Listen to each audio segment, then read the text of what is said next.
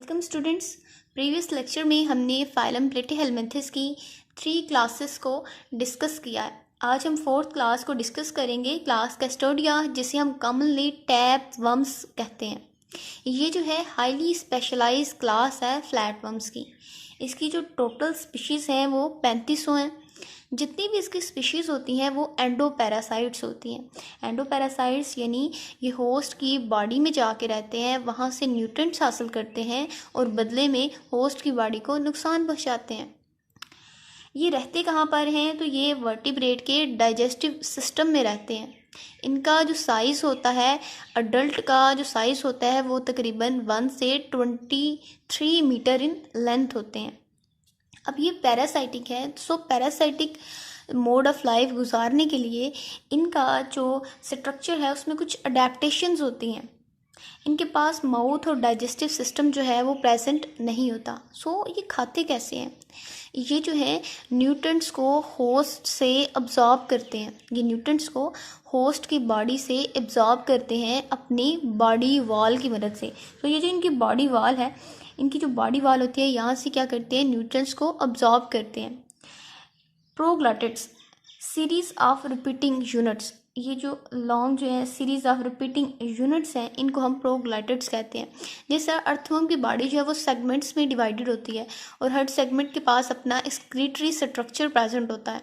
Same इस तरह इसकी बॉडी जो है वो रिपीटिंग यूनिट्स पर मुश्तमिल होती है और हर रिपीटिंग यूनिट्स के पास, जिसे हम प्रोग्लॉटिड्स कहते हैं, इसके पास अपना रिप्रोडक्टिव स्ट्रक्चर प्रेजेंट होता है, रिप्रोडक्टिव यूनिट्स प्रेजेंट होते हैं।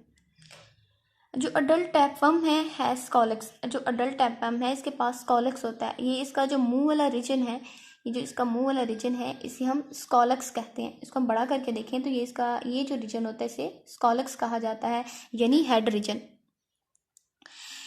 हेड रीजन जो है आगे नेक में, इसका जो शॉर्ट रीजन है ये, इसके हेड रीजन जो आगे नेक में ओपन होता है और नेक रीजन जो है आगे प्रोग्लॉटिड्स में ओपन होता है। सो प्रोग्लॉटिड्स को प्रोड्यूस कौन कर रहा है? नेक। सो नेक जो है वो प्रोग्लॉटिड्स को प्रोड्यूस कर रही है। 4 पे आ जाता है कि अडल्ट टैपवर्म जो है वो बड़े स्टेबल इन्वायरमेंट में रहता है, यानी ये जिस इन्वायरमेंट में रहता है वहाँ पर वेरिएशंस नहीं होती। सो हमने पढ़ा ये कहाँ पर रहते हैं, तो ये डाइजेस्टिव सिस्टम में रहते हैं, होस्ट के डाइजेस्टिव सिस्टम में।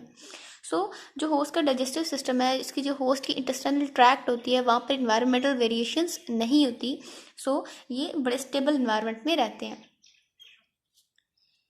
टैपवर्म जो हैं इनके पास जो कम्प्लेक्स स्ट्रक्चर है वो प्रेजेंट नहीं होते।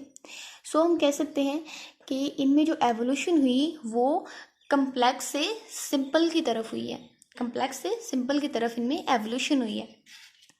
अब इस क्लास की 2 सब क्लासेस हैं, सब क्लास कैस्टोडेरिया एंड सब क्लास यूकेस्टोडा।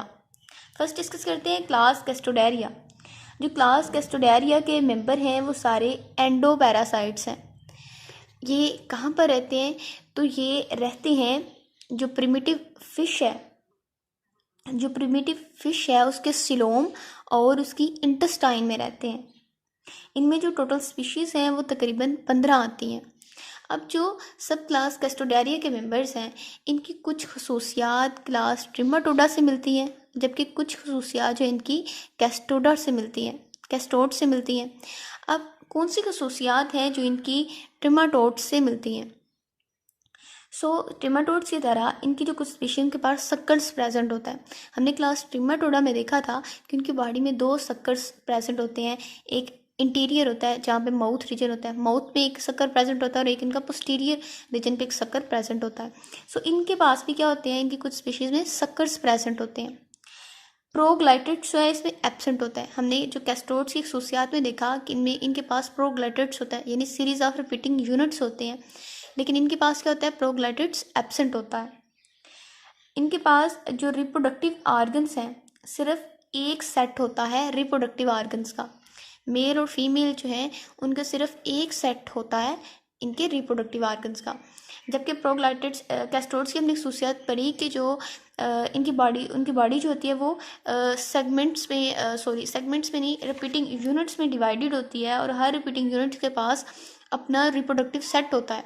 लेकिन इनके पास क्या होता है, कैस्टोडोरिया में क्या होता है कि सिर्फ एक ही सेट होता है रिप्रोडक्टिव ऑर्गन्स का। अब इनकी कुछ खसूसियात जो हैं वो कैस्ट्रोड से मिलती हैं। इनके पास डाइजेस्टिव सिस्टम जो है वो एब्सेंट होता है, डाइजेस्टिव सिस्टम प्रेजेंट नहीं होता।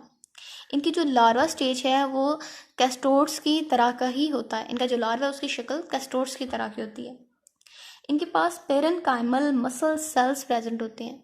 ये जो पेरेन्काइमल मसल सेल्स हैं ये प्लेटीहेलमिन्थस में कहीं भी और प्रेजेंट नहीं होते।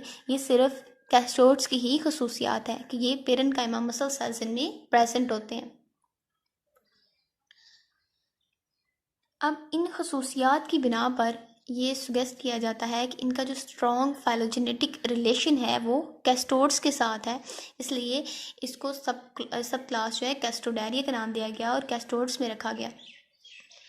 अब नेक्स्ट सब क्लास है यू कैस्टोडा। यू का मतलब होता है ट्रू और कैस्टोड कहते हैं टैपवर्म्स को। सो हम इनको हम कॉमनली कहेंगे ट्रू टैपवर्म्स।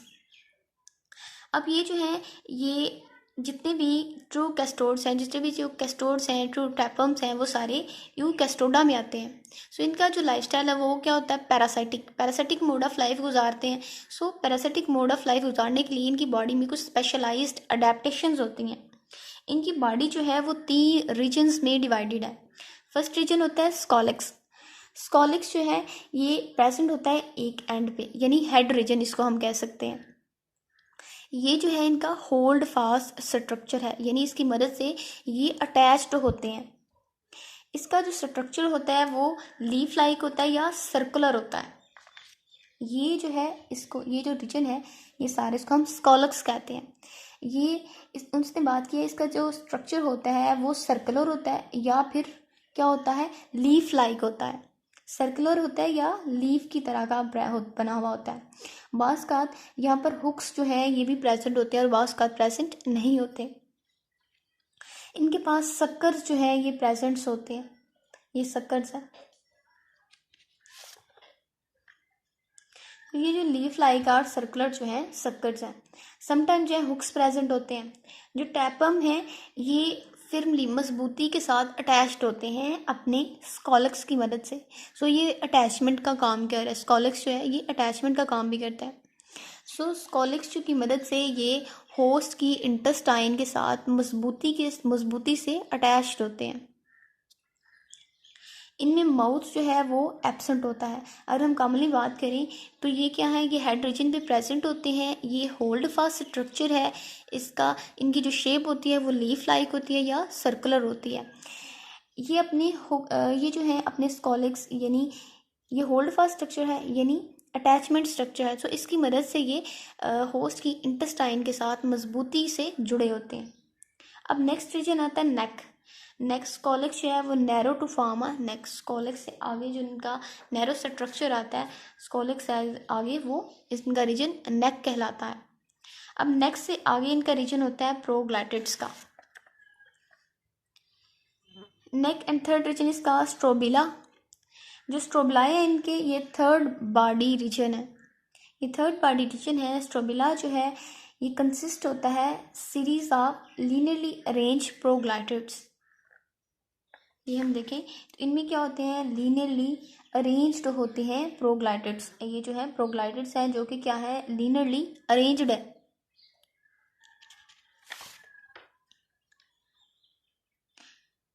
ये जो प्रोग्लैटिड्स हैं ये function as a reproductive organ. जैसे हमने आगे बात की कि जो प्रोग्लैटिड्स हैं इनको हम अगर बड़ा करके देखें तो ये इनमें रिप्रोडक्टिव ऑर्गन्स प्रेजेंट हैं। ये इनकी टेस्टिस हैं, ये इनकी ओवरीज हैं, ये यूट्रस है इनकी, ये इधर इनका जेनिटल पोर है। सो इनके एक प्रोग्लैटिस, ये जो प्रोग्लैटिस है इसके अंदर ये क्या प्रेजेंट होते हैं, रिप्रोडक्टिव ऑर्गन सेट होता है रिप्रोडक्टिव ऑर्गन्स का, यानी मेल और फीमेल। तो हम कह सकते हैं ये क्या है, मोनेशियस है। मेल और फीमेल एक ही बॉडी में, रिप्रोडक्टिव ऑर्गन जो है एक ही बॉडी में प्रेजेंट होते हैं। As tapeworm grow, new proglatids are added in the neck region. The older are pushed posteriorly. जब ये ग्रो करते हैं देन क्या होता है, जब ये ग्रो कर रहे होते हैं, जब इनका साइज इंक्रीज का हो रहा होता है तो ये जो है अभी फर्स्ट प्रोग्लैटिड्स है। जब ये अब ग्रो करेंगे, आगे को मूव करेंगे तो देन क्या होगा, ये सेकंड पे आ जाएगा और यहाँ पर एक और, ये जहाँ पर एक और जो है वो बन जाएगा। अब ये वाला जो न्यू बना है ये फर्स्ट वाला और ये सेकंड पे आ गया। सो ये पोस्टीरियरली धकेल दिया गया है। सो जब ये ग्रो करते हैं तो प्रोग्लैटिड जो है उसको पोस्टीरियर, नया जो है आगे ऐड हो जाता है और पुराना जो है उसको पोस्टीरियरली धकेल दिया जाता है। ये प्रोग्लैटिड्स ऐड कौन कर रहा है? तो ये नेक रीजन से क्या होते हैं, ऐड होते हैं। ये नेक रीजन्स के बाद ही ये प्रोग्लैटिड्स का स्ट्रक्चर होता है, स्ट्रोबलाई होती हैं। सो नेक रीजन जो है इन प्रोग्लैटिड्स को ऐड करते हैं।